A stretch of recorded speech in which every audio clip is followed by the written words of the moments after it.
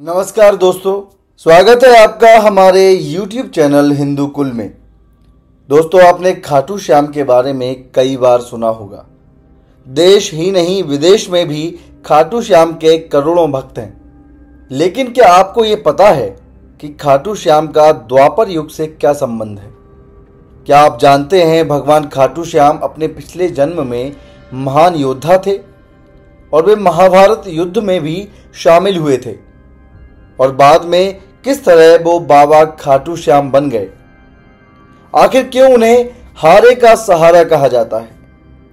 अगर आप भी बाबा खाटू श्याम के पिछले जन्म और उनके खाटू श्याम बनने के बारे में जानना चाहते हैं तो इस वीडियो को अंत तक जरूर देखें।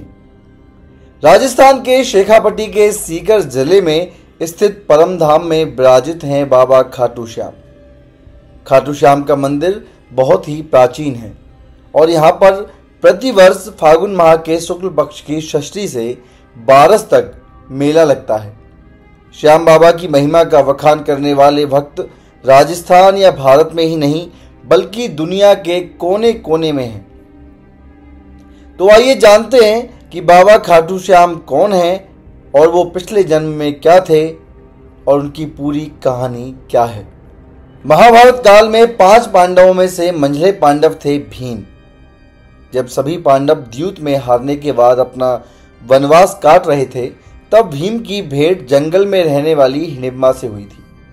हिडिंबा से विवाह के बाद भीम को एक पुत्र हुआ था जिसका नाम था घटोत्कच, और घटोत्कच को एक पुत्र हुआ था जिसका नाम बर्बरीक था।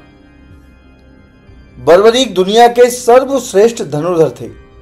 बर्बरीक इतने शक्तिशाली थे कि वो केवल 3 बाणों से ही कौरवों और पांडवों की पूरी सेना को समाप्त कर सकते थे।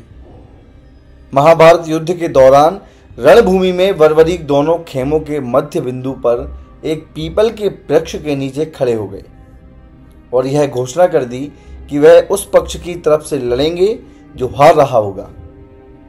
बर्बरीक की इस घोषणा से भगवान श्री कृष्ण चिंतित हो गए।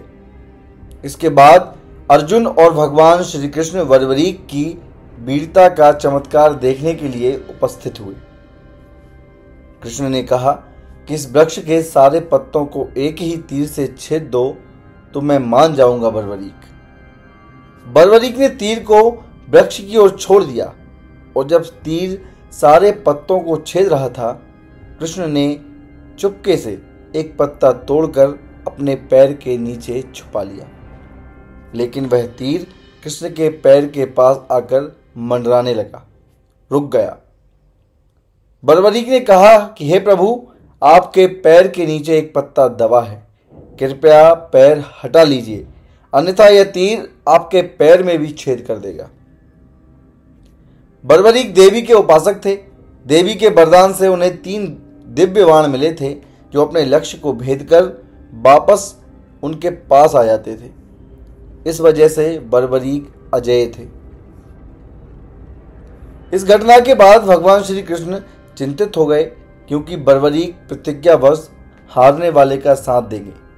यदि कौरव हारते हुए नजर आए तो पांडवों के लिए संकट खड़ा हो जाएगा, और यदि पांडव हारते नजर आए तो बर्बरीक पांडवों का साथ देगा।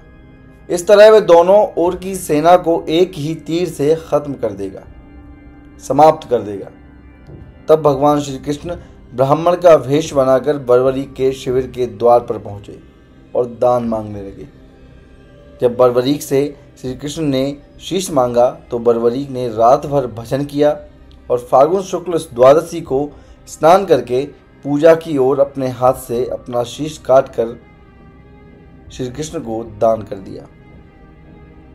शीश दान करने से पहले बर्बरीक ने महाभारत का युद्ध देखने की इच्छा जताई।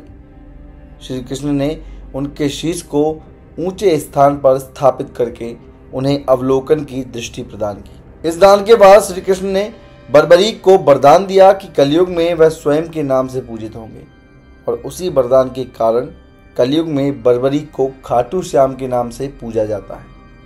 खाटू श्याम को इसलिए हारे का सहारा कहा जाता है क्योंकि बर्बरीक उसी का साथ देते थे जो हार रहा होता था। युद्ध समाप्ति के बाद जब पांडव विजयश्री का श्रेय देने के लिए विवाद कर रहे थे, तब श्री कृष्ण ने कहा कि इसका निर्णय बर्बरीक का शीश ही दे सकता है। बर्बरीक ने कहा कि युद्ध में दोनों ओर श्री कृष्ण का सुदर्शन ही चल रहा था और द्रौपदी महाकाली बनकर रक्तपान कर रही थी। अंत में श्री कृष्ण ने वरदान दिया कि कलयुग में बर्बरीक मेरे नाम से पूजित होंगे और उनके स्मरण मात्र से ही भक्तों का कल्याण होगा। स्वप्न दर्शनोपरांत बाबा खाटू श्याम खाटू धाम में स्थित श्याम कुंड से प्रकट हुए थे और श्री कृष्ण शालिग्राम के रूप में मंदिर में दर्शन देते हैं। खाटू श्याम के पूर्व जन्म की कहानी आपको कैसी लगी, कमेंट करके हमें ज़रूर बताएं। हिंदू धर्म के प्राचीन मंदिरों की जानकारी के लिए हमारे चैनल को सब्सक्राइब करें, वीडियो को लाइक व शेयर करना ना भूलें। धन्यवाद।